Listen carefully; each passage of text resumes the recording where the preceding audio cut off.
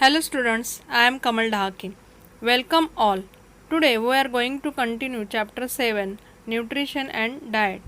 Last time we learned about nutrition and nutrients. Today we are going to learn about vitamins. सध्याच्या या करोनाच्या भयंकर परिस्थितीमध्ये प्रत्येकाला आपली प्रतिकार क्षमता वाढवण्याची खूप गरज आहे आणि त्यासाठी आपल्याला आहारामध्ये काही बदल करायला हवेत. आपल्या आहारामध्ये आपण जीवनसत्वांचा उपयोग करायला पाहिजे. आपल्याला कोणती जीवनसत्व उपयोगी आहेत, कोणत्या आजारापासून आपल्याला ते वाचवू शकतात, हे आपल्याला या पाठातून शिकायचे आहे. So let us start.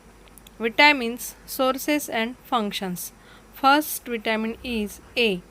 Vitamin A helps in protects eyes, helps to keep skin, bones and teeth healthy.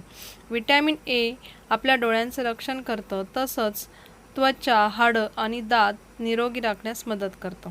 Sources of vitamin A are carrot, milk, butter, dark green vegetables, sweet potatoes, deep yellow fruits and vegetables. Vitamin A आपल्याला गाजर, दूध, लोणी, हिरव्या भाज्या, रताळे तसंच गडद पिवळी फळं आणि भाज्या यामधून मिळतं. Deficiency of vitamin A causes diseases like night blindness means रातांधळेपणा, म्हणजे आपल्याला कमी उजेडामध्ये दिसत नाही. Inability to see in dim light. Xeroderma means dry skin, म्हणजे त्वचा कोरडी पडणे. असे आजार आपल्याला ए विटॅमिन्स मिळालं नाही तर होऊ शकतात. Next vitamin is B1.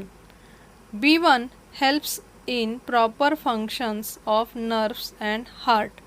Vitamin B1 आपल्याला चेतातंतूंचे व हृदयाचे कार्य नीट होण्यास मदत करते. Sources of vitamin B1 are milk, fish, meat, cereals, nuts, pulses etcetera. Vitamin B1 आपल्याला दूध, मासे, मांस, कडधान्ये, त्याचबरोबर नट्स म्हणजे बदाम वगैरे सारखे पदार्थ आणि इतर डाळी यांपासून मिळतं. Deficiency of vitamin B causes diseases like beri, nerve disorder, muscle weakness, inefficiency. आपल्याला जर विटॅमिन B1 नाही मिळालं तर बेरी म्हणजे हा आजार होऊ शकतो. तसंच स्नायूंचा अशक्तपणा किंवा अकार्यक्षमता हा आजार होऊ शकतो. Next vitamin is vitamin B9. Vitamin B9 helps in growth of the body. शरीराची वाढ होण्यामध्ये आपल्याला B9 हे मदत करतं. Sources of B9 are deep green vegetables, papayas, kiwis. Vitamin B9चे सोर्सेस हे गडद हिरव्या भाज्या आणि पपई, किवी अशी फळं आहेत. Deficiency of vitamin B9 causes diseases like improper growth means पुरेशी वाढ न होणे, ॲनिमिया, फॉरगेटफुलनेस म्हणजे विसराळूपणा, स्लो मुवमेंट्स म्हणजे हालचाली मंद होणे. अशा प्रकारचे आजार आपल्याला होऊ शकतात. Next vitamin is B12. B12 helps in formation of red blood cells. B12 हे जीवनसत्व लाल रक्तपेशी तयार करण्यामध्ये मदत करतं. Sources of B12 are meat, milk products. B12 आपल्याला मांस आणि दुग्धजन्य पदार्थांमधून मिळतं. Deficiency of vitamin B12 causes diseases like anaemia. Vitamin B12 नाही मिळालं तर ॲनिमियासारखा आजार होऊ शकतो. Next vitamin is C.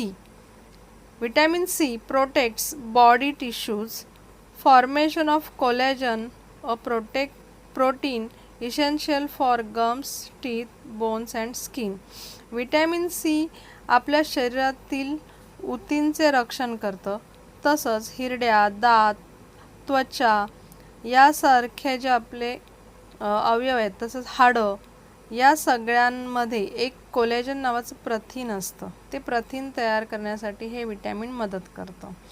Sources of vitamin C are amla, kiwi, oranges and other citrus fruits, cabbage, tomatoes, green leafy vegetables.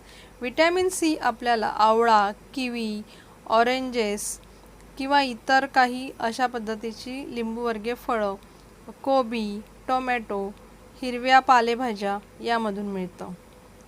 Deficiency of vitamin C causes diseases like scurvy, bleeding of gums, thyroid malfunction, delay in healing of wounds. Vitamin सीच्या अभावामुळे आपल्याला scurvy म्हणजे हिरड्यांमधून रक्त येणे, thyroid malfunction म्हणजे गलग्रंथी सुजणे, तसंच जखम लवकर भरी न होणे अशा प्रकारचे आजार होऊ शकतात. Next vitamin is D. Vitamin D helps in absorbs calcium and phosphorus for healthy bones and teeth. Vitamin D आपण जे अन्न खातो त्या अन्नामधून कॅल्शियम आणि फॉस्फरस शोषून घेऊन ते आपले हाडं आणि दात मजबूत करण्यासाठी उपयोगात आणतं. Sources of vitamin D are on exposure to sunlight. Vitamin D is made in the human body from some substances in milk, fish, eggs and butter. प्रकाशामुळे दूध, मासे, अंडी, लोणी अशा अन्नपदार्थांपासून विटॅमिन डी तयार केलं जातं. Deficiency of vitamin D causes diseases like rickets, means softening of the bones, causing pain and fractures. Vitamin डीच्या अभावामुळे रिकेट्स म्हणजे मुडदूस हा आजार होतो, ज्यामध्ये हाडं खूप मऊ होतात, तसंच आपल्या हाडांमध्ये वेदना होते, स्नायूंमध्ये वेदना होते, तसंच हाडं फ्रॅक्चर होण्याचा संभव असतो. Next vitamin is vitamin E. Vitamin E helps in smooth functions of metabolism inside the cells. Vitamin ईमुळे पेशींमध्ये चयापचय क्रिया सुरळीत होण्यास मदत होते. तसेच reproduction, maintaining efficiency of muscle cells. Vitamin ईमुळे पुनरुत्पादन आणि ज्या आपल्या रक्तपेशी आहेत, स्नायूच्या ज्या पेशी आहेत, मसल पेशी, त्यांना कार्यक्षम राखण्यामध्ये सुद्धा विटॅमिन ईची मदत होते. Sources of vitamin E are wheat germ, green leafy vegetables, tender leaves, vegetables oils. Vitamin E आपल्याला तृणांकुर म्हणजे गव्हांचे जे अंकुर असतात, हिरव्या पालेभाज्या, कोवळी पालवी, तसंच वनस्पतीजन्य तेल यामधून मिळू शकतं. Deficiency of vitamin E causes diseases like weak muscles, obstruction in reproduction, skin disorders. Vitamin ईच्या अभावामुळे आपल्याला स्नायूंमध्ये कमकुवतपणा, त्याचबरोबर पुनरुत्पादनामध्ये अडथळा आणि त्वचा विकार असे आजार होऊ शकतात. Next vitamin is vitamin K. Vitamin K helps in clotting of blood. रक्त साखळण्यासाठी विटॅमिन के मदत करतं. म्हणजे जेव्हा आपल्याला जखम होते, ते छोटीशी जखम असेल तर ती लगेच भरलेली आपल्याला दिसते, म्हणजेच तिथे रक्त काय होतं, साखळतं. Sources of vitamin K are green leafy vegetables, green cabbage, broccoli, sprouted pulses, yellow of eggs. Vitamin K आपल्याला हिरव्या पालेभाज्या, हिरवा कोबी, ब्रोकोली, मोड आलेली कडधान्य आणि अंड्याचा पिवळा भाग यामधून मिळू शकतो. Deficiency of vitamin K causes diseases like excessive bleeding after an injury. Vitamin केच्या अभावामुळे इजा झाली तर खूप रक्तस्राव होतो, म्हणजे तो रक्तस्राव लगेच थांबत नाही, म्हणजे तिथे क्लॉटिंगचं काम लगेच होत नाही. तर अशा पद्धतीने आपल्याला अनेक विटॅमिन्स रोज उपयुक्त असतात आणि ते आपल्याला आहारामधून मिळणं खूप गरजेचं असतं. In the past, Casimir Funk was a scientist who belong to Poland in Europe. Casimir Funk हे युरोपमधील पोलंड या देशात राहणारे एक वैज्ञानिक होते. In a scientific article he read that people who ate brown rice were less likely to get beri than those who ate fully milled rice. एका लेखामध्ये त्यांनी असं वाचलं की सडलेला तांदूळ खातात. सडलेला म्हणजे तांदळाचं वरील आवरण काढलेला पांढरा शुभ्र जो तांदूळ असतो असा तांदूळ.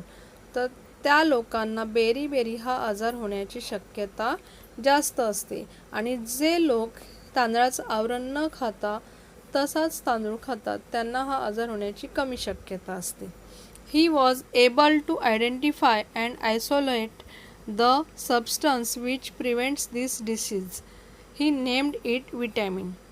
ज्या पोषण तत्वांच्या कमतरतेमुळे हा आजार होतो तो पदार्थ शोधून वेगळा करण्यात त्यांना यश मिळालं आणि त्या पदार्थाला त्यांनी नाव दिलं व्हिटॅमिन.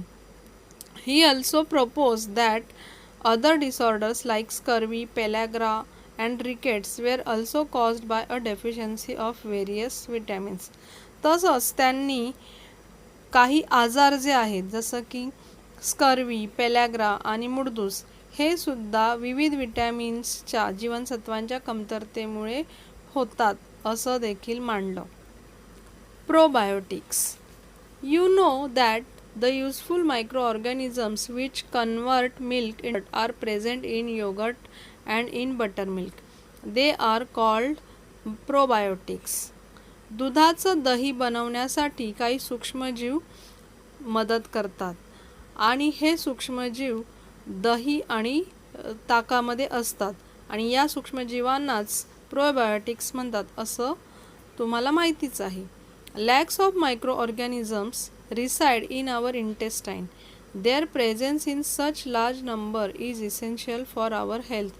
अशाच पद्धतीचे सूक्ष्मजीव लाखोंच्या संख्येने आपल्या आतड्यामध्ये राहत असतात आणि आपल्या आतड्यांमध्ये त्यांचं अस्तित्व मोठ्या संख्येने असणं हे आपल्या निरोगी तब्येतीसाठी खूप आवश्यक आहे.